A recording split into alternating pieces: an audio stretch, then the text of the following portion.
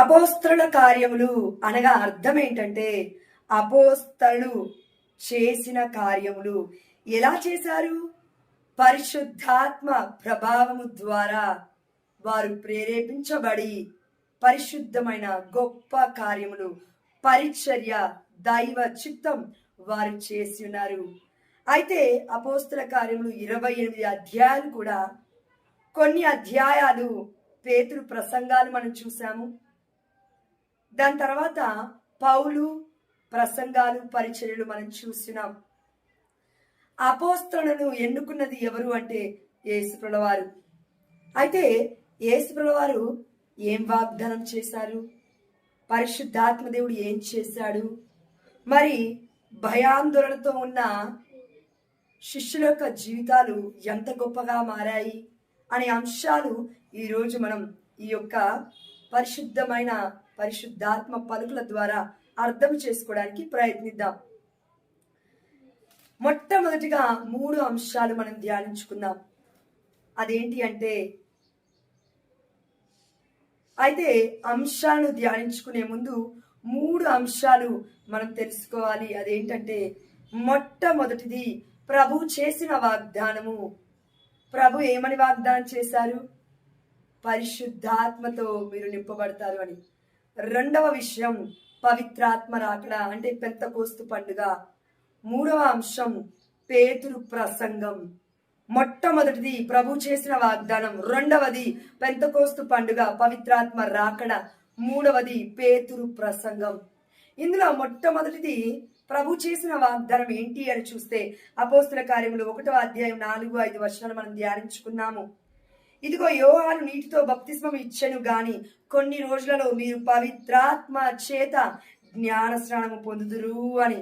అయితే ఆయన వారితో ఉన్నప్పుడు, యేసుప్రభుల వారు శిష్యులతో ఉన్నప్పుడు ఇలా అన్నాడు, ఆజ్ఞాపించాడు, మీరు యెరూషలేమును విడిచి వెళ్ళక నేను మీకు తెలియపరిచినట్టి నా తండ్రి చేసిన వాగ్దానము కొరకు వేచి ఉండండి, నిరీక్షణ కలిగి జీవించండి. అందుకే ఈ 9 రోజులు, ఈ యొక్క నొవీనా డే కూడా మన కనతలేని కథోలిక శ్రీ సభ ఎందుకు పాటిస్తుంది? పరిశుద్ధాత్మ కోసం ఎందుకు మనం నిరీక్షించాలి, ఎందుకు మనం ప్రార్థించాలి అంటే కనుక, ఇదిగో నిరీక్షణ కలిగి జీవించాలి. దేవుడు అద్భుతమైన కార్యం మన పట్ల చేయబోతున్నాడు అని నిరీక్షించాలి. ఆనందం లేదు, ఆనందం కోసం నిరీక్షించాలి. శాంతి లేదు, శాంతి కోసం నిరీక్షించాలి. ప్రేమ లేవు కుటుంబాల్లో, ప్రేమ ఫలించడం కోసం నిరీక్షించాలి. పరిశుద్ధాత్మ ప్రేరణ లేదు, పరిశుద్ధాత్మ ప్రేరణ పొందుకోవడం కోసం మనము ఇదిగో నిరీక్షించాలి. ఎందుకంటే పరిశుద్ధాత్మ ఫలాలు, పరిశుద్ధాత్మ వరాలు పొందుకుంటే ఇదిగో అసాధ్యమైన కార్యములు దేవుడు మన ద్వారా సుసాధ్యము చేస్తాడు అనే సత్యాన్ని మన కనతలేని కథోలిక శ్రీ సభ ఈ యొక్క పెంతెకోస్తు పండుగ రోజున మనకి ప్రకటిస్తూ ఉంది ప్రియమైన బిడ్డ. కాబట్టి మొట్టమొదటిది ప్రభు చేసిన వాగ్దానం ఏంటంటే, యోహాను సువార్త 14వ అధ్యాయం 16వ వచనము, ఇదిగో నేను నా తండ్రిని ప్రార్థిస్తాను, మీతో ఎల్లప్పుడూ ఉండుటకు మరొక ఆదరణకర్తను ఆయన మీకు అనుగ్రహించును. ఎక్కడ అనుగ్రహించాలి? మరి ప్రభు చేసిన వాగ్దానము ఎక్కడ నెరవేరింది అని చూస్తే, ఇదిగో అపోస్తల కార్యములు 1వ అధ్యాయం 8వ వచనము దేవుడు చెప్తూ ఉన్నాడు, పవిత్రాత్మ మీ పైకి వచ్చినప్పుడు మీరు శక్తిని పొందుకుంటారు. ఆమేన్, హల్లెలూయా. పవిత్రాత్మను ఎందుకు మనం పొందుకోవాలి? పరిశుద్ధాత్మ మన మీదకి వచ్చినప్పుడు ఆ ధైర్యాన్ని విడిచిపెట్టి ధైర్యం కలిగిన కరేజియస్ హార్ట్ తో మనం ముందుకు వస్తాము. కృషించిపోతున్నాము, కుళ్ళిపోతున్నాము, ఇదిగో నశించిపోతున్నాము. ఫలించడానికి పరిశుద్ధాత్మ అభిషేకం మన మీదకి దిగి వస్తుంది దేవుడు చెప్తూ ఉన్నాడు. కాబట్టి అపోస్తల కార్యములు 1:8లో దేవుడు చెప్తూ ఉన్నాడు, పవిత్రాత్మ మీ పైకి వచ్చినప్పుడు మీరు శక్తిని పొందుకుంటారు. ఆమేన్, హల్లెలూయా. శక్తిని పొందుకోవడమే కాదు, ఇదిగో 8వ వచనం కంటిన్యూషన్ లో, మీరు యెరూషలేములోను యూదయ సమరయ సీమల యందు అంతటను భూ దిగంతముల వరకు నాకు సాక్షులయుందురు. ఆమేన్, హల్లెలూయా. పరిశుద్ధాత్మ ఎందుకు కావాలి? ప్రభు వాగ్దానం మన పట్ల ఎందుకు నెరవేర్చాలని ఆశపడుతున్నా అంటే, ఇదిగో మీరు పిరికి వాళ్ళలాగా ఒక్క దగ్గర ఉండరు, భూ దిగంతముల వరకు నాకు సాక్షులై ఉంటారు. అనేక దేశాలు, ప్రపంచం మొత్తము కూడా మీరు సువార్తను ప్రకటిస్తారు అని దేవుడు వాగ్దానం ఇస్తున్నాడు పరిశుద్ధాత్మతో పాటు. అందుకే మత్తయి సువార్త 28వ అధ్యాయం 20వ వచనం మనం చూస్తున్నాము, నేను మీతో భూదిగంతముల వరకు ఉంటాను అని. ఎల్లప్పుడూ నేను మీతో ఉంటాను అని యేసుప్రభు వారు చెప్పారు మోక్షారోహణుడు అవుతున్న సమయంలో. మళ్ళీ అంటూ ఉన్నాడు, ఇదిగో నేను మిమ్మల్ని అనాథలుగా విడిచిపెట్టను, నేను మరలా తిరిగి మీ వద్దకు వత్తును. మరొక ఆదరణకర్త దేవుడు మీకు అనుగ్రహిస్తాడు అని. ఇక్కడ మరొక ఆదరణకర్త అంటే అండి, దైవ స్వభావం ఒకటి కానీ పేరే వేరు, పర్సన్. పరిశుద్ధాత్మ అంటే ఒక వస్తువు కాదు, లేదంటే ఒక పావురం కాదు, లేదంటే ఒక నీరు అని కాదు, ఒక నూనె అని కాదు. అది విధి విధాలుగా ఉంటుందండి, సింబల్స్ అంతే, చిహ్నాలు మాత్రమే. కానీ పరిశుద్ధాత్మ అంటే అదొక వస్తువు కాదు, ఒక ఐటమ్ కాదు, అట్స్ అ పర్సన్. దేవుడై ఉన్నాడు పరిశుద్ధాత్మ తండ్రి, ఒక వ్యక్తి అయి ఉన్నాడు పరిశుద్ధాత్మ తండ్రి. అందుకే ఒక శక్తిగా మనందరికీ దేవాతి దేవుడు మన మీదికి ఊదుతున్నాడు, మన మీదికి పంపిస్తున్నాడు. ఇదిగో పవిత్రాత్మ మీదికి దిగి వచ్చినప్పుడు మీరు శక్తిని పొందుకుందురు అని దేవుడు రూఢిగా ఇక్కడ నిశ్చయముగా చెప్తూ ఉన్నాడు. కాబట్టి ఒక వ్యక్తిలో ఇంకొక వ్యక్తి వచ్చి నివసిస్తే ఏం జరుగుతుందంటే అసాధారణమైన కార్యాలు జరుగుతాయి. ఆ అసాధారణమైన వ్యక్తి పేరేంటంటే పరిశుద్ధాత్మ. అసాధ్యాన్ని సైతము సుసాధ్యం చేయగలిగిన వ్యక్తి మనలో ఉండాలి. ఆ వ్యక్తి ఎవరు? ఆ దేవాది దేవుడు ఎవరు అంటే ముగ్గురులో ఒకరు, మూడో వ్యక్తి అయిన త్రిత్వైక సర్వేశ్వరుడైన ఇదిగో పరిశుద్ధాత్మ దేవుడు మనలో ఉన్నాడు. ఎందుకంటే ప్రభు చేసిన వాగ్దానము, పరిశుద్ధాత్మ మీతో నివసిస్తాడు, ఎల్లప్పుడూ మీతో ఉండుటకు మరొక ఆదరణకర్తని నా తండ్రి మీకు అనుగ్రహిస్తాడు అని. ఎల్లప్పుడూ ఉంటాడు ప్రియమైన బిడ్డ, ఒక్క అక్షరము కూడా నిన్ను విడిచిపెట్టి ఉండడు. కానీ నువ్వు నేను అది రియలైజేషన్ అవ్వాలి, నువ్వు నేను అది గ్రహించాలి. పరిశుద్ధాత్మ దేవుడు నాలో ఉన్నాడు అని మనం పరితపిస్తూ రోజు ప్రార్థించగలిగితే పరిశుద్ధాత్మని కోల్పోకుండా మనము జీవించగలిగిన శక్తిని ఆ దేవాది దేవుడు మనకి ఇస్తాడు. ఇక్కడ కోల్పోవడం అంటే పరిశుద్ధాత్మ దేవుడు మనలోనే ఉంటాడు, దేవుడు చేసిన వాగ్దానం కదా. కానీ యాక్టివిటీని కోల్పోతాము, పరిచర్యని కోల్పోతాము. పరిశుద్ధాత్మ దేవుడు మనలో ఫలించడం మనకి అర్థం కాదు. ఎందుకంటే ఒక వ్యక్తే, ఒక దేవుడే మనలో ఉన్నాడు అనే విషయం మనకు అర్థం కావట్లేదు. కాబట్టి అయితే దేవుడు అంటున్నాడు, మీరు భూ దిగంతముల వరకు నాకు సాక్షులై ఉన్నారంటే పరిశుద్ధాత్మ మీలో ఉండాలి అని. అందుకే ఈ రోజుల్లో చూడండి, కొంతమంది బిడ్డలు ప్రార్థిస్తారు, మళ్ళీ పడిపోతారు. దివ్య బలి పూజకి వెళ్తారు, మళ్ళీ పడిపోతారు. ఎన్నో సంఘాలకు వెళ్తారు, ఎన్నో వర్గాలకు వెళ్తారు, పరిశుద్ధాత్మ వచ్చింది వచ్చింది అని అంటారు. 2-3 రోజులకి మళ్ళీ చల్లారిపోతారు. ప్రార్థన చేయలేరు, వాక్యం చదవలేరు, దివ్య బలి పూజకి వెళ్ళలేరు, దివ్యకాలీన జపమాలను జపించలేరు, పరిశుద్ధమైన మరితని జపమాలను పఠించలేరు. ఇవన్నీ దానికి కారణం ఏంటంటే మనలో పరిశుద్ధాత్ముడు చల్లారిపోయాడు. అందుకే 1 తెస్సలోనికలో 5వ అధ్యాయం 6వ వచనంలో అనుకుంటా అండి, ఆత్మని ఆర్పకుడి, మీరు ఎల్లవేళ ప్రభుని ప్రార్థించుడి, స్తుతించుడి, అప్పుడు మీరు ఆనందంగా ఉంటారు అని ఆ దేవాతి దేవుడు అందుకే చెప్తున్నాడు, మీరు ఎల్లవేళలా ఆనందించురు. ఎప్పుడు ఆనందిస్తాము? పరిశుద్ధాత్మ దేవుడు మనలో రోజు ఫలించగలగాలి, ప్రార్థన ద్వారా, వాక్య ధ్యానాంశము ద్వారా. అందుకే దేవుడు అంటున్నాడు, ప్రభు చేసిన వాగ్దానం మీలో నెరవేరింది, మీలో నాలో నెరవేరింది ఆల్రెడీ. అందుకే ఈ మొట్టమొదటి అంశంలో ప్రభు చేసిన వాగ్దానం మనకు అర్థమైంది. మీరు యెరూషలేములోనే ఉండండి, నేను అంటే నా తండ్రి చేసిన వాగ్దానం మీకు పరిశుద్ధాత్మ దేవుని వసగుతాడు. కాబట్టి పరిశుద్ధాత్మను మీరు పొందుకున్న తర్వాత మీకు శక్తి వస్తుంది. ఆ శక్తి ద్వారా మీరు వ్యక్తులుగా కాదు, పరిశుద్ధాత్మతో ప్రేరేపణ చేపించబడి నడిపింపబడతారు. కాబట్టి మీరు దైవ కార్యములు చేయడానికి భయపడరు అని. అది ఎక్కడుంది చూద్దాం రండి. మొట్టమొదటి అంశం ఏం ధ్యానించుకున్నాం?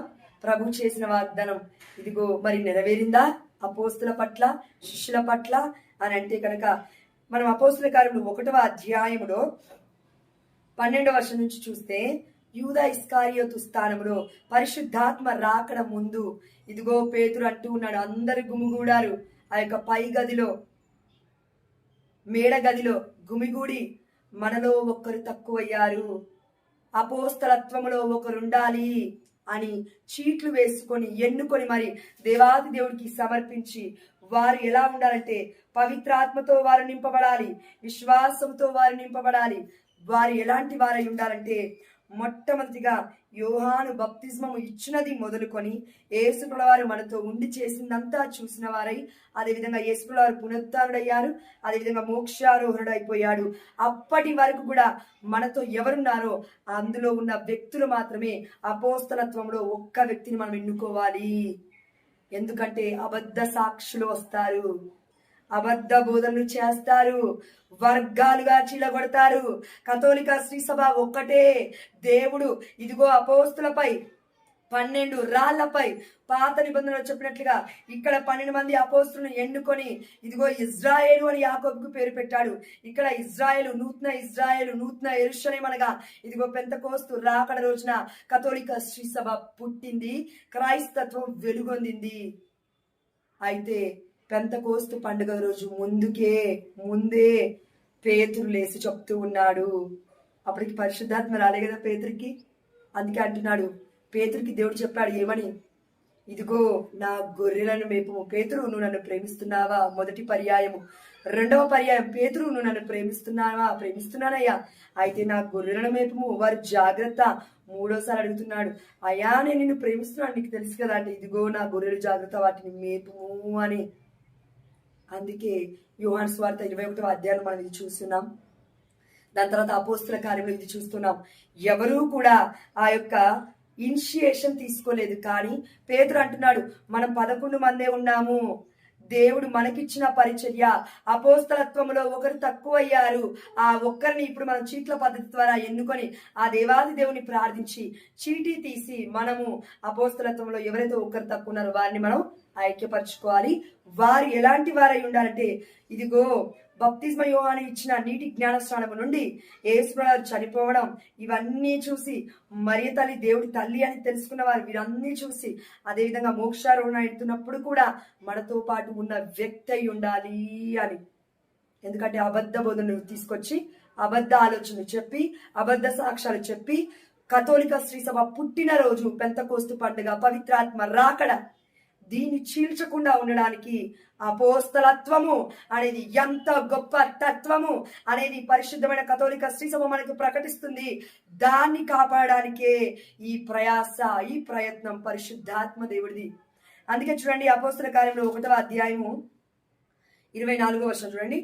ఓ ప్రభువా, మీకు అందరి హృదయములు తెలియను, తన దారిన పోవుటకు యూదా వదిన ఈ పరిచర్యలోను అపోస్తలత్వములోను పాలు పొందుటకు వీరిద్దరిలో ఎవరిని మీరు ఎన్నుకొంటిరో మాకు తెలియజేయుడు అని ప్రార్థించిన పిమ్మట వారిద్దరిలో ఒక్కరిని ఎన్నుకున్నట్లు చీట్లు వేసిరి.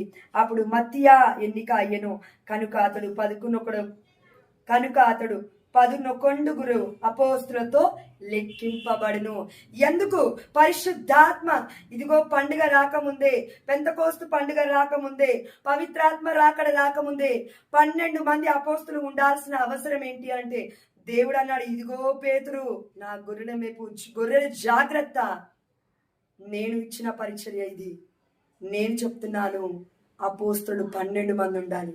అందుకే యేసుప్రభువు వారు కొండ మీదకి వెళ్ళి ప్రార్థించుకొని మరి వచ్చిన తర్వాత అపోస్తులను ఎన్నుకుంటున్నాడు. అందులో యూదా ఇస్కారియోతును ఎన్నుకున్నది కూడా ఆ దేవాతి దేవుడే. కానీ చీలిపోయాడు, డబ్బుకి అమ్ముడుపోయాడు. ఇగో ఇది ఏం చేస్తూ ఉన్నా అంటే 30 నాణాలకి, వెండి నాణాలకి ఆ యొక్క యేసుప్రభువుని అమ్మేసి పట్టించి బిట్రే చేసి మోసగించి యేసుప్రభువుని పట్టించేశాడు. చంపేదాకా వెళ్ళిపోయింది. అలాంటి బిట్రేయర్, అలాంటి ఒక అపోస్తలుడు, అలాంటి ఒక వ్యక్తి ఇదిగో సంఘంలోనే ఉంటాడు.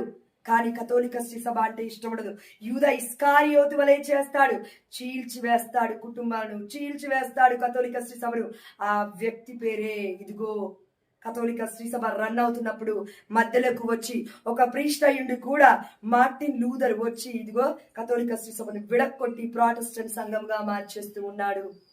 కాబట్టి యూదా ఇస్కారియోతు ప్లేస్ దేవుడు ఇచ్చాడు అపోస్తలత్వాన్ని, కానీ ఆ బిడ్డని అది నిలబెట్టుకోలేకపోయాడు. అందుకే ఊరేసుకున్నాడు. దాని తర్వాత కింద పడ్డాడు. ఏమంటారండి, తల కిందులుగా పడి పొట్ట పగిలి పొట్టలో ఉన్న పేగులు మొత్తం బయటకు వచ్చేసి మరణించాడు. ఎందుకు? దేవుడి చిత్తానికి అవిధేయత చూపిస్తే ఇలా ఉంటుంది.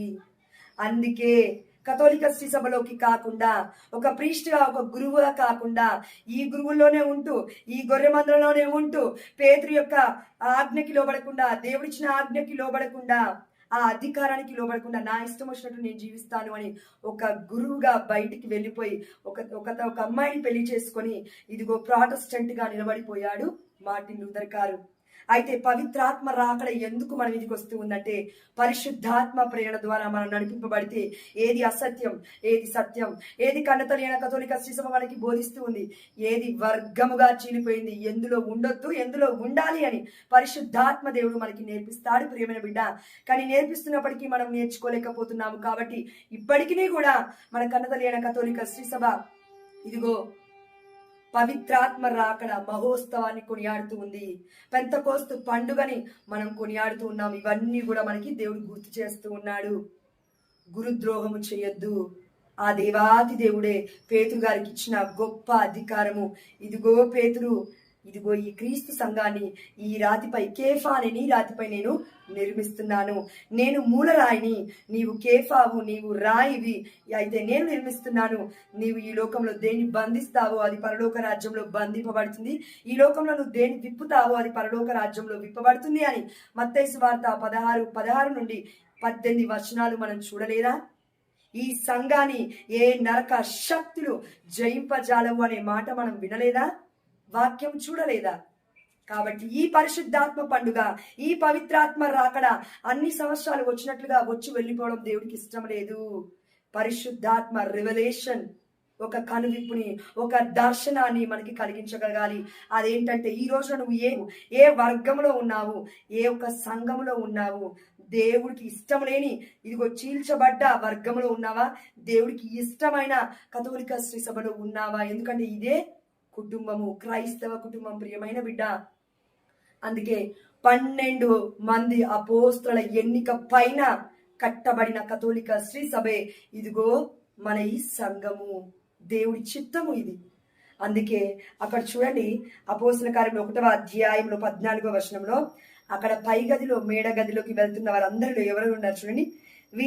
వీరితో పాటు కొందరు స్త్రీలు అని చెప్పబడింది ఇక్కడ.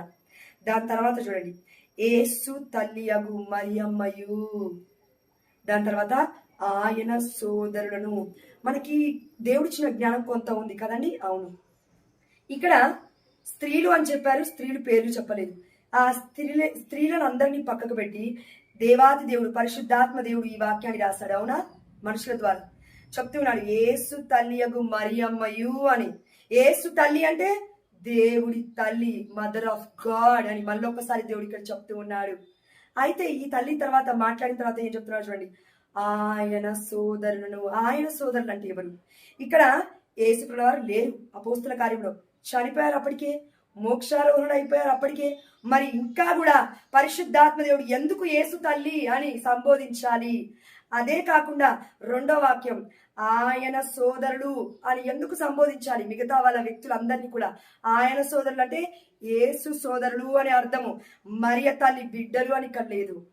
యేసుప్రభువు వారు చనిపోయిన తర్వాత ఎక్కడైనా పరిశుద్ధాత్మ దేవుడు రివీల్ చేయాలనుకుంటే, మనకి వ్యక్తపరచాలనుకుంటే యేసు తల్లియగు మరియమ్మకు ఇదిగో పిల్లలున్నారు అని చెప్పాలి ఇక్కడ వాక్యము. కానీ ఆయన సోదరులు అంటే యేసుప్రభువు వారు ఇప్పుడు మనందరికీ ఏమవుతారండి? ఇప్పుడు మీరు చెప్పండి, చూస్తున్న వాళ్ళు. తండ్రి అనగా యెహోవా తండ్రి.